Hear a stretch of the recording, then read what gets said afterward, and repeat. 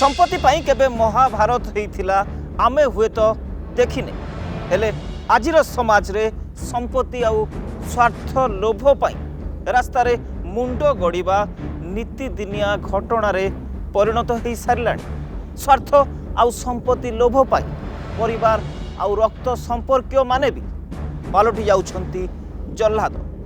तंत्र मंत्रर माया जाल आज भी अंध कर देछि लोकमानंकु।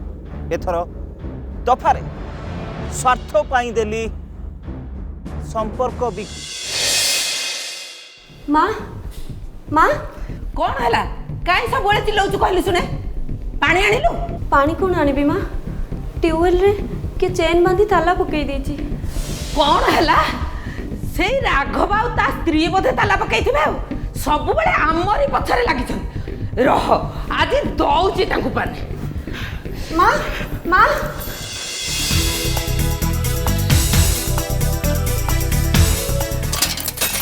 कौन भाउज पानी नब कि नलकूअरे ताला पकाइकी तमे किछि भल कलनी कहि दउची। आगो ताला भांगिबी तापरे तम संगरे कथाबार्ता। भाउज काहे सब आम पछरे पड़िछ कहल हैं बिना ना बला तो नालिया के देखे संपत्ति बाड़ी बहुत नेला अबे टीबलटा पछरे काहे पड़िछ। बंका ए बंका हाथुटा धर के आसिलु। काहे केते बड़ पुनिया देखौछ कहल गला बेलको कोनटा तमे नेकी जीवो। मो मुह को एमते हां करी काहे अनेछु। आसे ताला बाडाइलु बडा।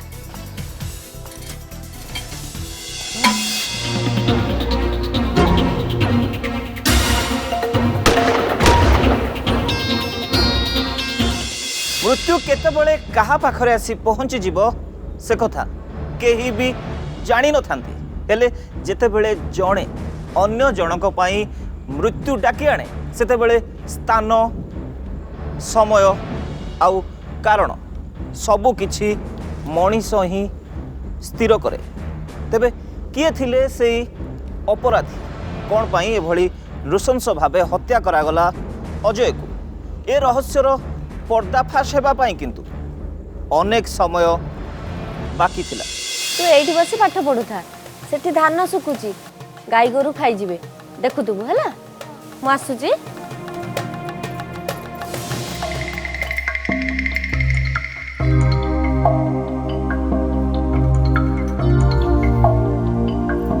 अरे बाबा लेकुनु कौन पाठ पढुछु बाहर बसी कौन पढुछु। मामा कहती मु एठी बसी पाठ पढिबी दाना जगिबी। बोकाटा कि रे तू जानो घरे टीवी देखिबू मु एठी अछि जा। अरे जा ना अरे तू जा ना टीवी देखिबू जा जा।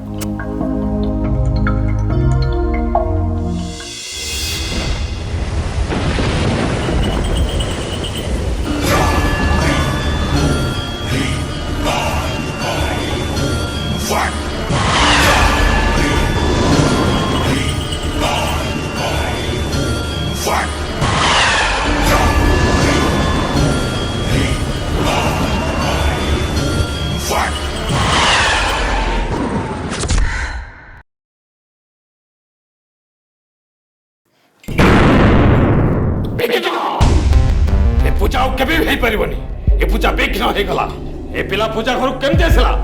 बाबा क्षमा करो तू छोट पिलाटा किछि जानिनी पूजा घर भीतर को फसी आसिला।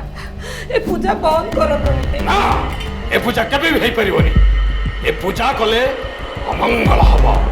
चलले आ गोटे तिथि बार देखि आसबी। बाबा रहि जातु बाबा ना रहि जातु बाबा रहि जातु बाबा बाबा। ए तोते किए पठाई दिला घर को सब पूजा भांगी देलु आज मारो मारो तोते मारी देबी तू मारी देबी। रुहा माँ ताको एमती मारले कौन हबो से भूले बसी आसची आ तू काहे आस्तिलो लेकुन। तू ताको एठी काहे पठाई दिलु से पूजा रे बिघ्न उठैला। एठी एठी ए पूजा काहे करूछ माँ। तू कोन जानिनु मते पुनी प्रश्न पचारछु। 5 मास तळे से माने मो पुओ को मारी देले मु ताको केबे भी छाड़िबिनी केबे भी नहीं। एठी एमिति पूजा कले कौन हबो माँ। तंत्र बल रे से तांत्रिक से खुनीर ना बाहर करिवो आ ता ना थरे जानी गला परे मु ता कलिजा टाणी आनिबी आ मो आत्मा शांति पाइबो शांति।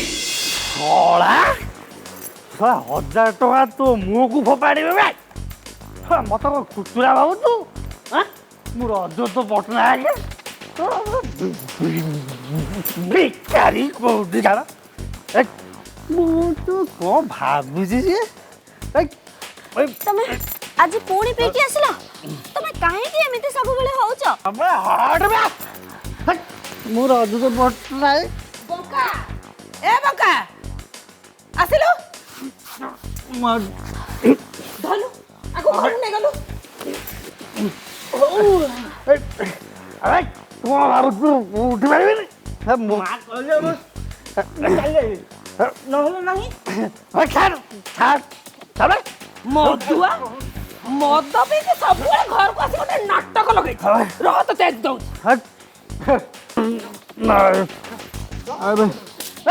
ଦଉଛି ଭଲରେ ଦଉଛି। ଥାଉ ମା ଥାଉ, ଆଉ ମାରନ୍ତୁନି।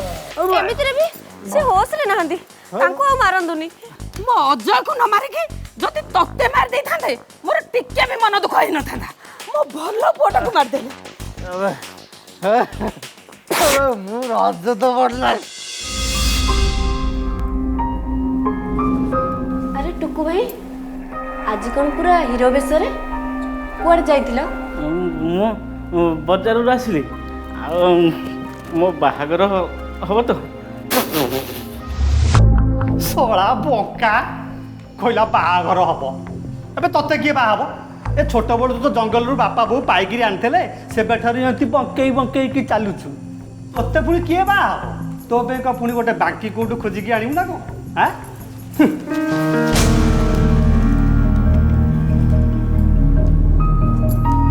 ଟୁକୁ ଭାଇ, ତମେ ଜମା ବ୍ୟସ୍ତ ହୁଅ ନା, ମୁଁ ତମ ପାଇଁ ଗୋଟେ ସୁନ୍ଦର ଝିଅ ଖୋଜି ଆଣିବି।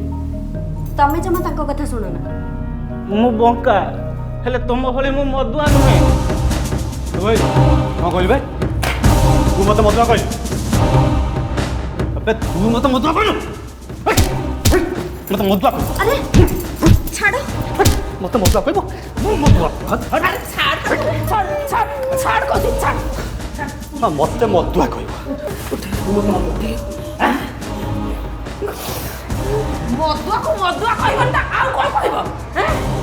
କର୍ମ କୋଢିଆ, ଘରେ ବସି ବସି ଗେଫା ମାରୁଛୁ, ଆଉ ଦିନେ ଯଦି ତା ଦେହରେ ହାତ ମାରୁଛୁ ତାହେଲେ ମତେ ଚିହ୍ନିବୁ କହୁଛି, ବୁଝିଲ?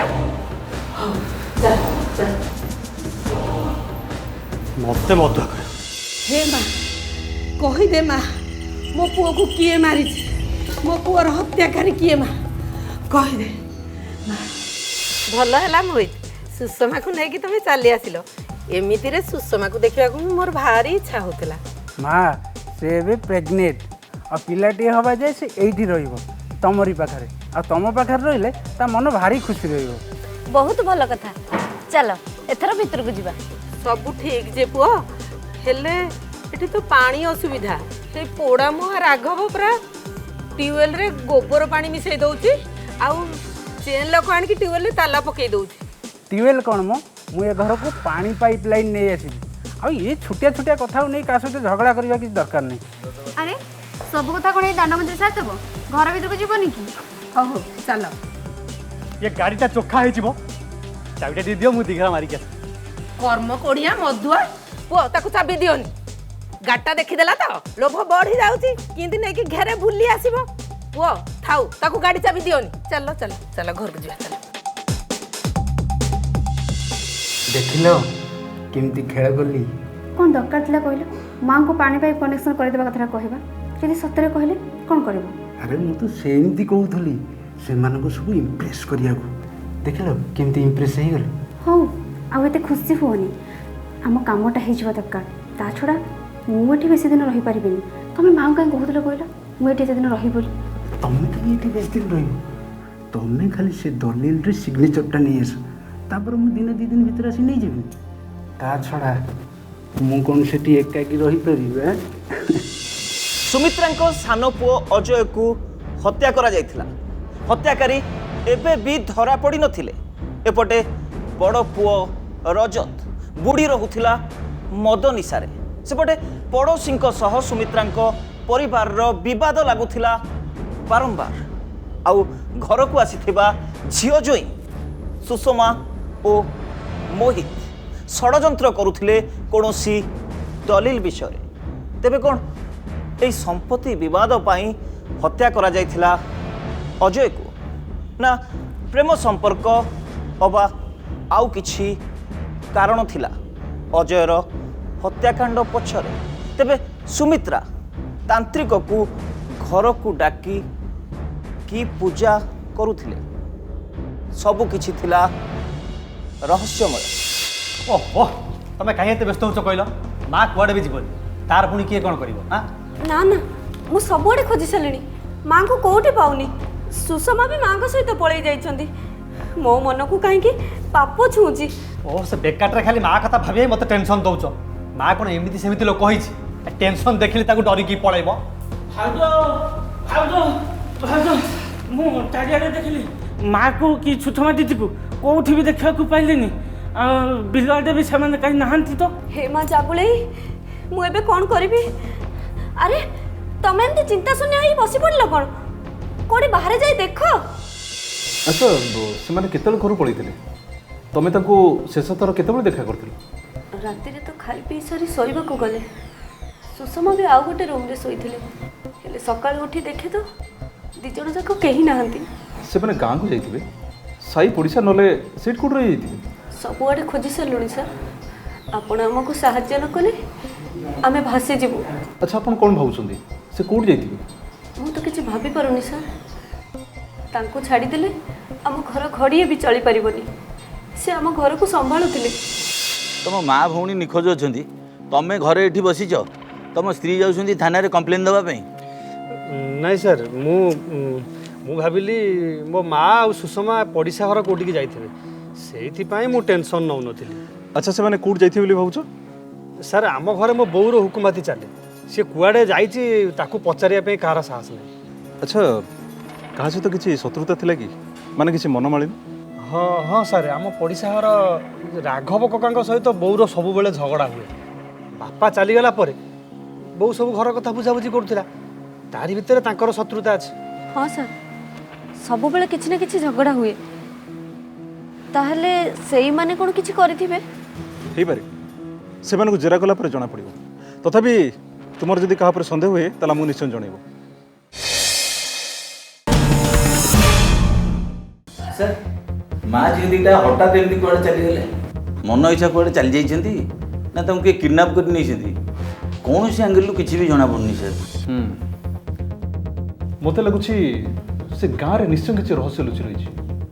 ତାଙ୍କ ପାଖ ପଡ଼ିଶା ଲୋକକୁ ପଚାରିଲେ ନିଶ୍ଚୟ କିଛି ସୁରାଗ ମିଳିଯିବ। କ'ଣ କରୁଛନ୍ତି ଆପଣମାନେ? କ'ଣ କରୁଛନ୍ତି? ସୁଷମାକୁ ନେଇ ଗାଁରେ ଛାଡ଼ିବା ଆମର ବହୁତ ବଡ଼ ଭୁଲ ଥିଲା। ଟିକେ ନିଜର ସ୍ପିଡ୍ ବଢ଼ାନ୍ତୁ, ସ୍ପିଡ୍। ଦେଖନ୍ତୁ ଆମ କାମ ଆମକୁ ବେଶ ଜଣା, ଆମକୁ ଉପଦେଶ ଦେବା ଦରକାର ନାହିଁ। ଇନଭେଷ୍ଟିଗେସନ୍ ଚାଲିଛି, ଖୁବ୍ ଶୀଘ୍ର କେସ୍ ଉପରେ ଆମେ ପର୍ଦ୍ଦାଫାଶ କରିବୁ। 24 ଘଣ୍ଟା ଭିତରେ ମୋ ସ୍ତ୍ରୀ ଆସି ପହଞ୍ଚିବା ଏଠି ଦରକାର, ନହେଲେ ଆପଣମାନଙ୍କର ଏ ବର୍ଦ୍ଦି ମୁଁ ଅତାର ଦେବି। ସେ କ'ଣ କରୁଥିବ, କୋଉଠି ଥିବ, କୋଉ ଅବସ୍ଥାରେ ଥିବ, ମୋର ଯଦି କିଛି ହେଇଯାଏ କାହାକୁ ଛାଡ଼ିବିନି, ମୁଁ କାହାକୁ ବି ନୁହଁ। ଚୁପ୍, ଏକଦମ ଚୁପ୍। ଆଉ ଥରେ ଯଦି ଏମିତି ଅଭଦ୍ରାମୀ ଭଳି ବ୍ୟବହାର କରିବ ତାହେଲେ ବାଧ୍ୟ ହୋଇ ତମକୁ ମୋତେ ଆଇନ ଶିଖେଇବାକୁ ପଡ଼ିବ। ଏଇଟା ପୋଲିସ ଷ୍ଟେସନ, ଏଇଟା ତମ ଘର ନୁହେଁ। ପୋଲିସ ଷ୍ଟେସନ ବହୁତ ଉପର ଲେବୁଲରେ ମୋର ହାତ। ଏମଏଲଏ ସୋମନାଥ ଚୌଧୁରୀର ପୁଅ ମୁଁ। ମୋ ସ୍ତ୍ରୀକି ଖୋଜି ଆଣି ନଦେଲେ ଆର୍ଥରକୁ ସିଧା କଲେକ୍ଟରକୁ ଧରିକି ଆସିବେ ଏଠି। ଗୋଟେ ପାଲା ଲଗେଇଛ। ସାର୍ ଏ ବିଧାୟକ ସୋମନାଥ ଚୌଧୁରୀର ପୁଅ ଦି ଥର ବିଧାୟକ ହେଇଥିଲେ, ସେଇଥିପାଇଁ ଆର ଏତେ ଦିମାଗ। ଆମେ ଅଲଗା ହେଇଯାଇଥିଲୁ ଭାଇ ମରିଗଲା ପରେ। ସମ୍ପତ୍ତିକୁ ନେଇ ଭାଉଜ ସବୁବେଳେ ଆମ ସହିତ ଝଗଡ଼ା କରୁଥିଲେ। ବଡ଼ ଭାଇ ବୋଲି ସେ ବଡ଼ ବାଣ୍ଟ ନେଇଥିଲେ, ତଥାପି ଆମକୁ ଆଜ୍ଞା ସହିପାରୁନଥିଲେ। ହଉ, ସେଥିପାଇଁ ତମେ ସୁମିତ୍ରା ଦେବୀ ଆଉ ତାଙ୍କ ଝିଅକୁ ଗାୟବ କରିଦେଲ? ନାଇଁ ସାର୍, ଆମେ ସେମିତି କିଛି କରିନୁ। ସେ ତ ସବୁବେଳେ ଆମ ସହିତ ଝଗଡ଼ା କରୁଥିଲେ। ସବୁ ତ ବାଣ୍ଟକୁଣ୍ଟ ସରିଥିଲା, ହେଲେ ଗୋଟେ ଟ୍ୟୁବୱେଲ୍ ବାଣ୍ଟକୁଣ୍ଟ ହେଇନଥିଲା। ସେଇଥିପାଇଁ ସେ ସବୁବେଳେ ଆଜ୍ଞା ଝଗଡ଼ା କରନ୍ତି।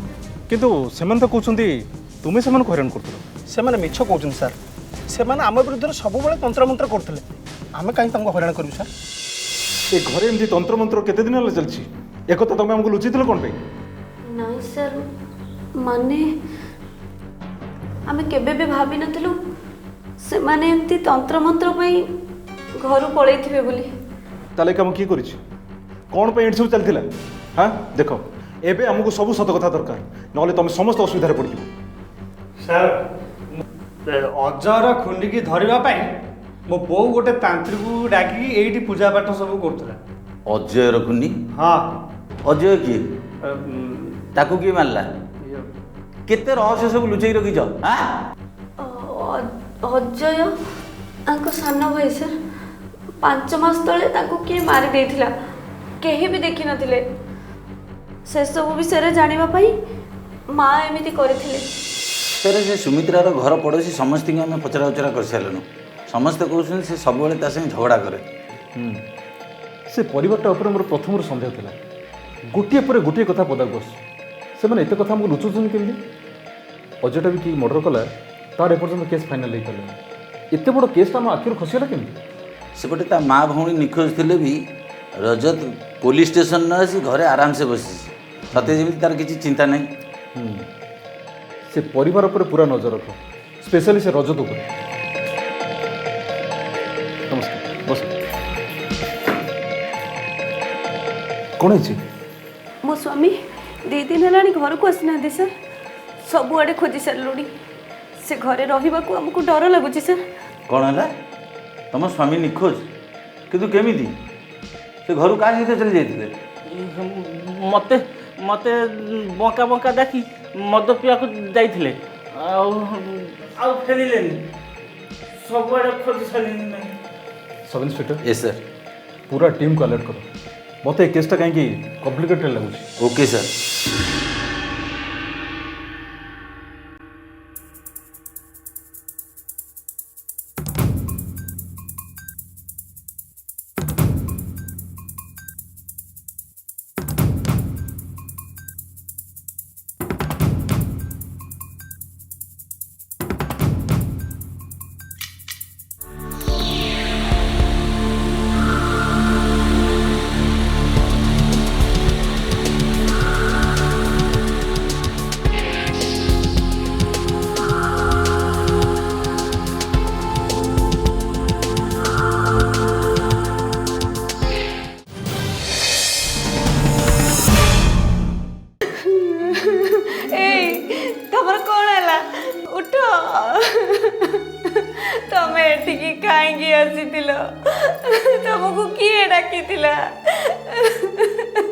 सर सुमित्रा देवी तो मंत्र तंत्र करती ता माने सी कौन रजत को आनी एठी रजत तो ताको पुओ सर। सब इंस्पेक्टर से जहाँ भी हो आग आमको से तांत्रिक को ट्रैप करने पड़ो जे सुमित्रा देवी को पूजा करते गोटे कम कर डेड बॉडी को पोस्टमार्टम पठाओ आ घरटा पूरा सील कर दियो। Okay yes sir. Sir postmortem report आसी जाइए। अजयर मुंडर पछक किए गोटे ओजनिया जिनस छेची देची जो थे कि तार मृत्यु हो जाता शरीर कौन सी जगह इंजुरी भी नहीं ताने तंत्र पूजा बलि दि जाइए।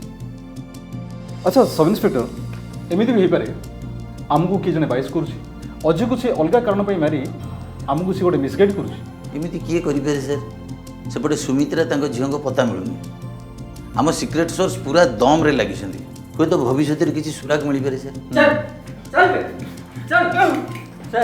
ये सही तांत्रिक जंगल रे बुलुथिला हम सीक्रेट सोर्स आते धरा पड़ी।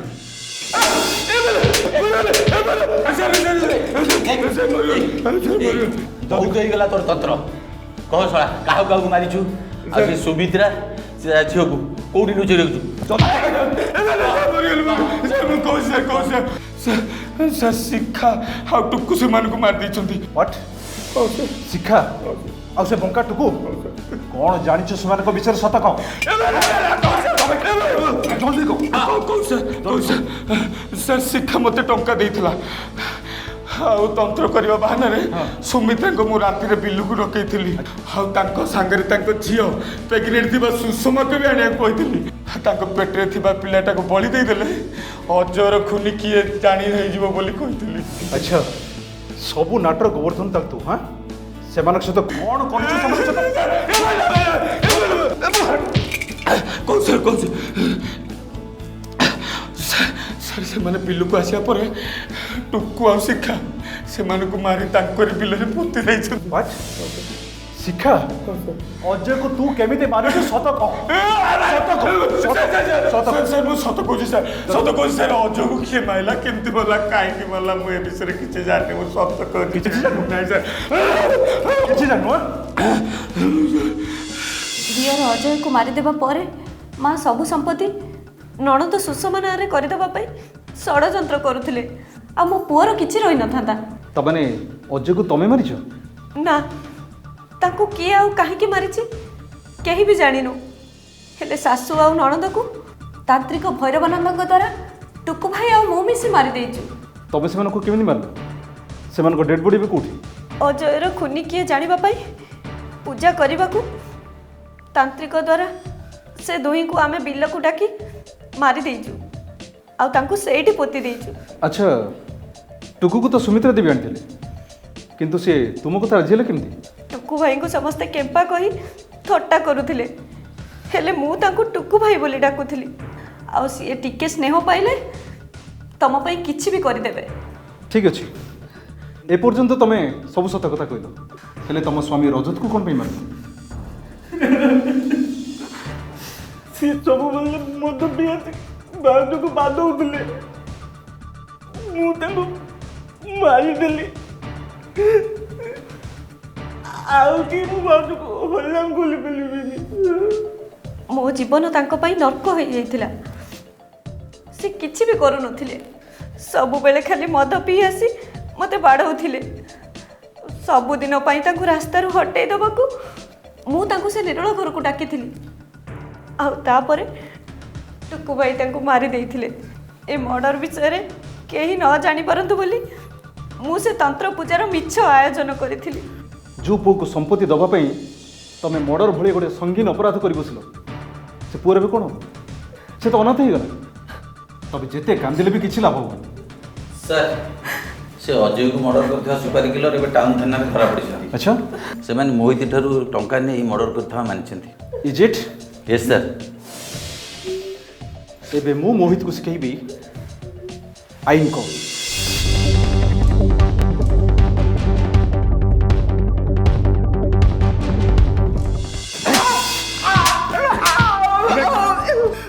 ବିଧାୟକଙ୍କ ପୁଅ ହିଁ ପୋଲିସକୁ ନାଲି ଆଖି। ଏବେ କ'ଣ କରିବୁ? ଏବେ କ'ଣ କରିବୁ? ସବୁ ସତ ମାନିବୁ ନା କନଷ୍ଟେବଲକୁ ଡାକି ଟିକେ ଭଲ କି ଚର୍ଚ୍ଚା କରିବୁ? ଜଲ୍ଦି କହ। ମୁଁ ସାର୍ ଅଜୟକୁ ମାରିଦେଇଛି ସାର୍ ସୁପାରି ଦେଇକି। ମଣିଷ ମାରି ପୁଣି ଆମକୁ ନାଲି ଆଖି ନାଇଁ? କେମିତି ମାରିଛୁ ସବୁ ସତ କଥା? ପ୍ରପର୍ଟି ପାଇଁ ସାର୍।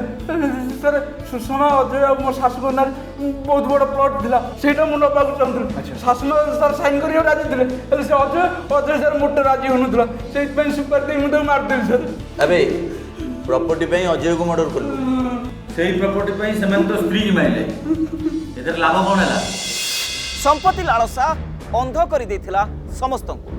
ଏହି ସମ୍ପତ୍ତି ଲାଳସା ଆଉ ସ୍ୱାର୍ଥ ପାଇଁ ମାତିଥିଲେ ଶିଖା, ସୁଷମା, ସୁମିତ୍ରା ଓ ମୋହିତ। এই স্বার্থ লালসা এতে অধিক লা যে পরস্পরর জীবন নেবাকু বি পছৌ নথিলে গোটিয়ে পরিবারর রক্ত সম্পর্কীয় মানে। তেবে যে পুয় পাই সম্পত্তি লোভ করি শিখা খুনি পালটি গলা সেই কুনি পুয় এবে অনাথ। শিখা এবে আখিরু যেতে লুহ ঝরাইলে এর প্রায়শ্চিত সম্ভব নুহে। তেবে সম্পত্তি পাই সম্পর্ককু বিক্রি করুথিবা সম্পর্ককু বলি পকাউথিবা তথাকথিত আধুনিক মଣିষ পাই এই জঘন্য কাণ্ড এবে পালটি যাইছি। সতর্ক ঘণ্টি